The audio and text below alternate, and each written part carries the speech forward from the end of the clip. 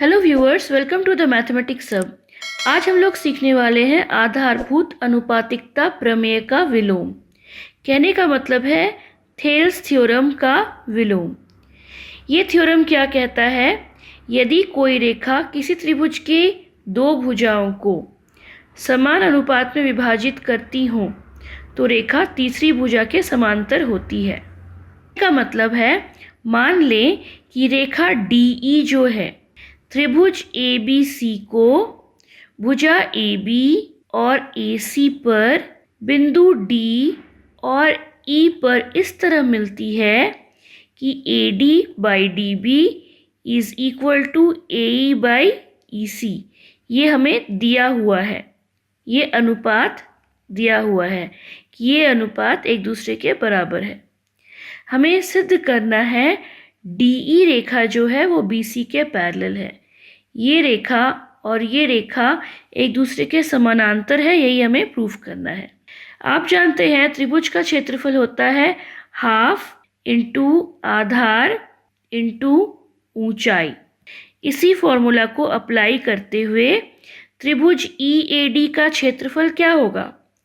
त्रिभुज EAD, इस त्रिभुज का क्षेत्रफल हो जाएगा half into AD into EN। यहाँ पे हमने एक रचना की है जैसा कि आप देख रहे हैं।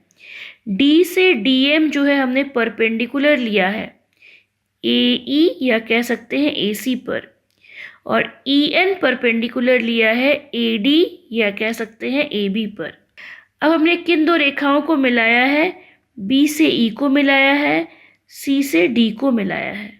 ये कंस्ट्रक्शन हमें करना है इस क्वेश्चन को सॉल्व करने से पहले। आप कंस्ट्रक्शन समझ गए? यहाँ पे ये परपेंडिकुलर ड्रॉ किया इस लाइन पे, ये परपेंडिकुलर या लंब ड्रॉ किया इस लाइन पे। तो त्रिभुज EAD का क्षेत्रफल क्या हो जाएगा? त्रिभुज EAD का क्षेत्रफल हो जाएगा हाफ इंटू AD, ये रेखा यानी आधार, इंटू EN यानी ऊंचाई। ये हो गया त्रिभुज EAD का क्षेत्रफल। और त्रिभुज EDB का क्षेत्रफल क्या होगा? EDB का क्षेत्रफल हो जाएगा half into DB into EN। DB आधार हो गया और EN हो गया लंब। अब इन दोनों का अनुपात ले लेंगे हम लोग।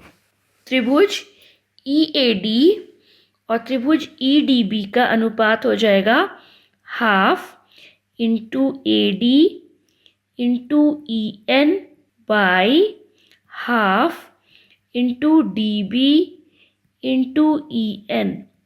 सिंप्लीफाई करेंगे तो हमें क्या मिलेगा? ये हाफ डिडक्ट हो जाएगा, EN डिडक्ट हो जाएगा, हमें मिल जाएगा AD बाई DB। इसे इक्वेशन 1 मानकर छोड़ दीजिए। अब बढ़ते हैं आगे। अब हम लोग लेंगे त्रिभुज EAD का क्षेत्रफल, त्रिभुज EAD का क्षेत्रफल, लेकिन इस बार हम लोग DM परपेंडिकुलर के बेसिस पर इस त्रिभुज का क्षेत्रफल निकालेंगे। DM परपेंडिकुलर है AE या AC पर, इसलिए त्रिभुज EAD का क्षेत्रफल हो जाएगा हाफ इंटू AE यानी आधार इंटू DM यानी लंब या ऊंचाई। उसी तरह से त्रिभुज DEC का क्षेत्रफल क्या होगा? त्रिभुज DEC का क्षेत्रफल हो जाएगा half into EC into DM। अब इन दोनों का अनुपात निकालेंगे, EAD के क्षेत्रफल और DEC के क्षेत्रफल का अनुपात। तो हमें क्या मिलेगा? This is equal to half into AE into DM by half into EC into DM। अब इसमें सिंप्लीफाई क्या होगा? हाफ डिडक्ट हो जाएगा, DM डिडक्ट हो जाएगा, बचेगा क्या? हमारे पास बचेगा equal to AE by EC। इसे इक्वेशन 2 मान लेंगे। तो अब तक हमने त्रिभुज के क्षेत्रफल के अनुपात यहाँ पर देखे और यहाँ पर देखे। अब जैसा कि दिया हुआ है कि AD by DB is equal to AE by EC। इससे क्या निष्कर्ष निकलता है? इक्वेशन 1 इसमें दिया हुआ है, ये ratio is equal to AD by DB। वो किसके बराबर है? वो AE बाई EC के बराबर है। A और EC के भुजाओं का अनुपात जो है उसके बराबर है। वो क्या है?